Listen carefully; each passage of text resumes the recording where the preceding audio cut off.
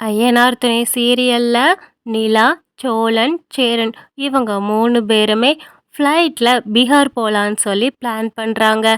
அதே மாதிரியே கிளம்பியும் போகிறாங்க. அப்படி போகும்போது பாண்டியும் சரி, பல்லவனும் சரி, இதை பாருங்க, அங்கே எந்த பிரச்சனை வந்தாலும் உடனேயே எங்களுக்கு ஃபோன் போட்டு விஷயம் என்னன்னு சொல்லி சொல்லணும். டேய் சோலா, நீயும் மறந்துடாதடா. உனக்கு என்ன பிரச்சனைனாலும் சரி, உடனே ஃபோன் பண்ணு. நான் அடுத்த நிமிஷமே அங்கே இருப்பேன். சரியா? எதுவும் எங்ககிட்ட சொல்லாமல் இருக்கணும்னு சொல்லி மட்டும் மறைச்சிடாதீங்க. பார்த்து போயிட்டு வாங்கன்னு சொல்லி பாண்டி சொல்கிறாங்க. நடேசனுமே, இதை பாருங்க, நீங்கள் போகிற இடம் ஒன்றும் அவ்வளோ நல்ல இடம் கிடையாது.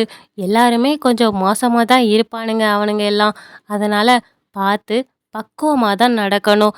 எதுவுமே அங்கே சத்தம் போட்டு பேசிடாதீங்க. நார்மலாக போய் பேசிட்டு என்ன உண்டோ பார்த்துட்டு வாங்க.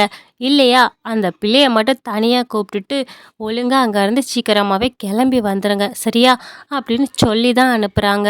3 பேரும் பீகார் வந்ததும் சந்தா சொன்ன அந்த அட்ரஸ்க்கு போகிறாங்க. அந்த ஸ்கூல் கிட்ட தான் எங்கேயோ அவள் வீடுன்னு சொன்னா, எங்கன்னு கரெக்டான இது தெரியலையேன்னு சொல்லி அங்கேயே நின்றுக்கிட்டு இருக்கிறாங்க. அப்போது தூரத்தில் அனிஷ் நடந்து போகிற மாதிரியே தெரியுது. இதை பார்த்ததுமே சேரன், டேய் சோலா, இப்போ ஒருத்தங்க போனாங்க, பார்க்கறதுக்கு அனிஷ் மாதிரியே இருந்துச்சு. என்னன்னே சொல்கிற, நிஜமாவா? ஆமாண்டா, இந்த பக்கமாக தான் போனாங்க. சரி, நம்மளுக்கு இப்போ வேறு எந்த ஒரு ஆப்ஷனும் கிடையாது, அங்கே தான் போய் பார்க்கணும் வான்னு சொல்லிட்டு அந்த ஆளையே பின்தொடர்ந்து போகிறாங்க. போய் பார்த்தா அது நிஜமாவே அனிஷ் தான். அனிஷை கூப்பிடலான்னு சொல்லி நினைக்கிறாங்க. ஆனால் அனிஷோட மாமா அவங்க பக்கத்துல தான் இருக்கிறாங்க. அதனால் கூப்பிட முடியாமல் போகுது. அண்ணே, நீ கொஞ்சம் பொறுமையாக இரு. அங்கே பார்த்தியா சுற்றி எத்தனை பேர் நிற்கானவனு. அப்போ நம்ம ஏதாவது சொல்ல முடியுமா? கொஞ்சம் அமைதியாக இருனே. நம்ம அவரை எப்படியாவது தனியாக கூப்பிடுவோம் அப்படின்னு சொல்லி அனிஷோட நம்பருக்கு ஃபோன் போடுறாங்க. ஆனால் அனிஷோ சுற்றி அவங்க சொந்தக்காரங்க இருக்கும்போது ஃபோனை எடுத்து பேச முடியாதுங்கிறதுனால கட் பண்ணி விடுறாங்க.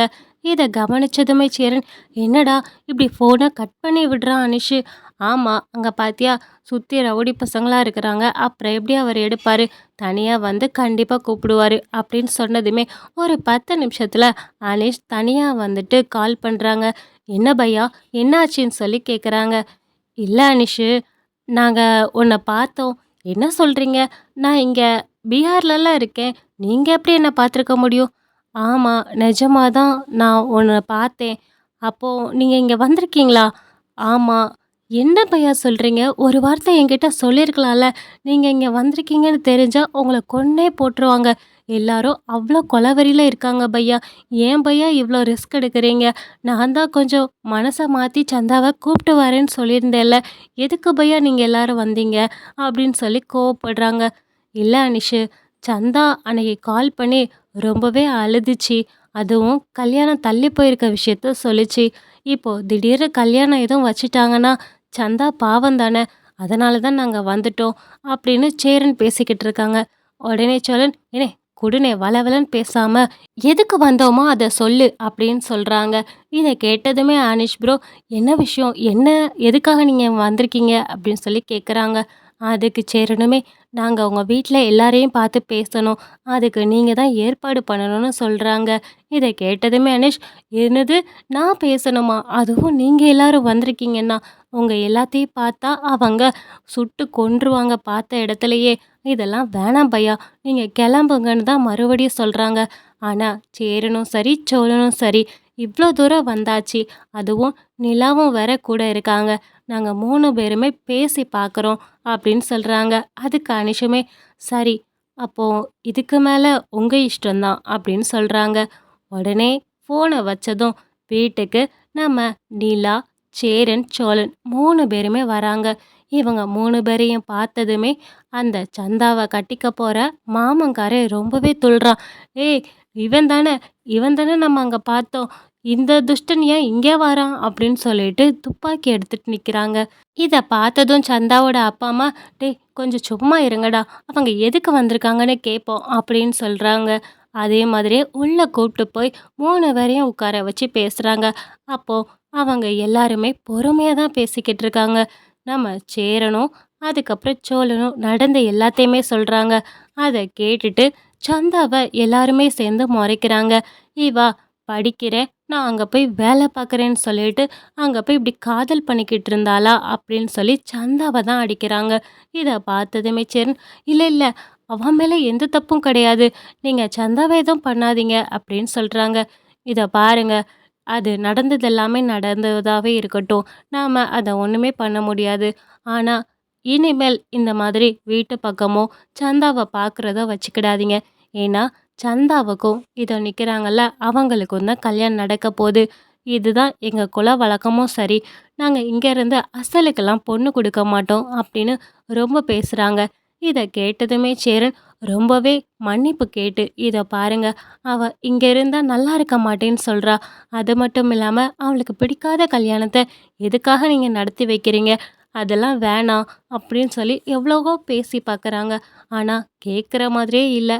இவ்வளோ பேசி பார்த்து முடியலன்ன உடனே சேரன் கிளம்பலான்னு தான் பார்க்குறாங்க. இதை பாருங்க, கோவத்தில் முடிவெடுக்காதீங்க.